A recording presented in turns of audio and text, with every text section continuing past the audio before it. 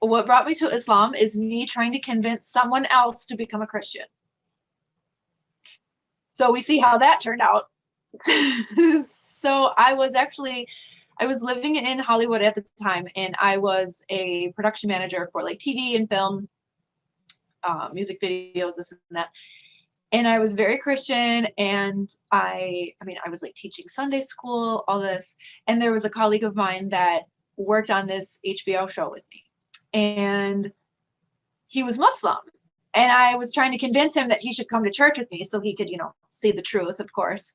And yeah, and he was like, thank you, but I'm not at all interested in that. And I said, well, who cares? It's like, you're not signing a contract for life. Like, just come to church one time. It's like an hour on a Sunday. Like, it's not going to kill you. If you don't like it, don't go back. And he was like, yeah, no, I'm not going to do that. And so I was like, what the heck? What has him so stuck on his religion that he won't even come for an hour? Like, oh, is your religion that cool? You can't like hang out for an hour? No. So I said, all right, listen, I have a Bible and I can quote Bible verses to you all day long, but it doesn't affect you because it's not your book. It's not your verses. It's not your scripture. What do you care? Okay, fine. Give me your book. Give me this Quran or whatever it is that you're reading, your moon and stars worshiping book. And I said, let me read that. And then I'm going to use your text against you to prove to you why none of this makes sense. And this is why you should be Christian. That did not go as planned. And soon after, I found myself in a mosque by myself, wandering in with like jeans, ripped jeans, a V-neck t-shirt, flip-flops. And the guy was like, whoa, salam alaikum, let's get a scarf on you if you want a tour. So I was like, okay. And before I knew it, I was just blown away by the truth of this book that I was supposed to be using for research only. And pretty soon I was like, I think I know what I need to do. And this is hilarious because I've always thought Muslims are crazy people. I'm just brainwashed by the news here. And, I didn't know anything about it. I thought they were just doing some like ritual stuff and blah, blah, blah. I didn't know what was going on. And so when I start reading the Quran, I see all these questions that I've had in Christianity for so long. All of them were answered. And I'm like, wait a minute. You guys know about Adam and Eve? You guys know Moses too? What?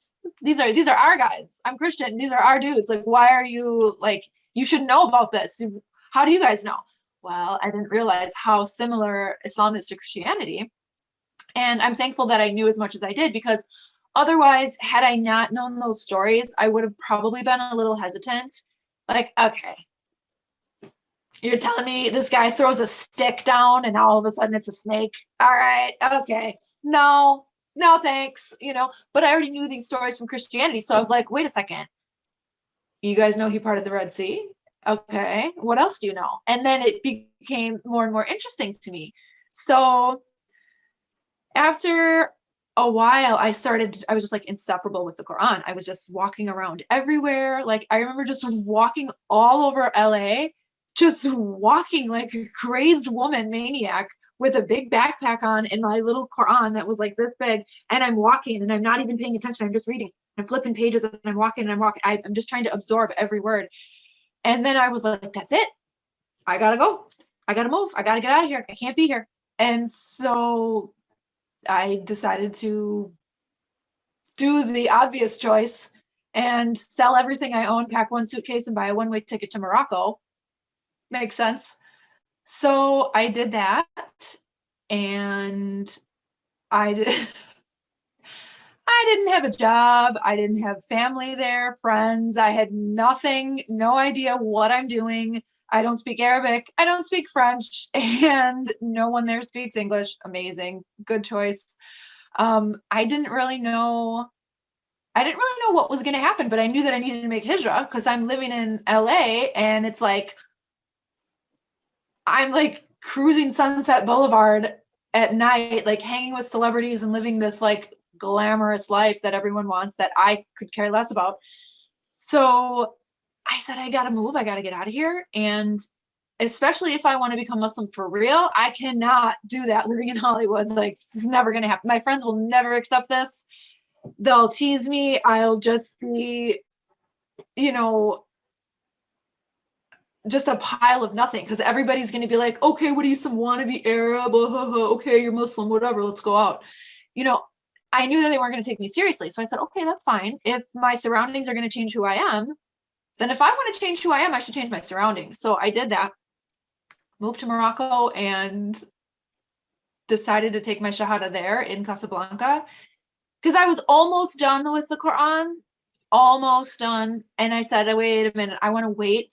It took me like 2 weeks after I arrived to finish the rest of it, because I was like, everything makes sense, but I don't want to take the Shahada and become Muslim, because I know what a serious decision and life-changing statement that it is. You don't just like undo it and say, no, I was just kidding, I want to be Christian again. I knew that it was something very, very serious. So I said, well, I don't want to have this book that I'm 98% done with, and then I become Muslim, and all of a sudden the last, like, chapter and a half, there's some little like, oh, by the way, this, and this. And then I didn't want to be stuck. So I said, okay, let me finish the whole entire thing, and then I will take my Shahada. So I did that.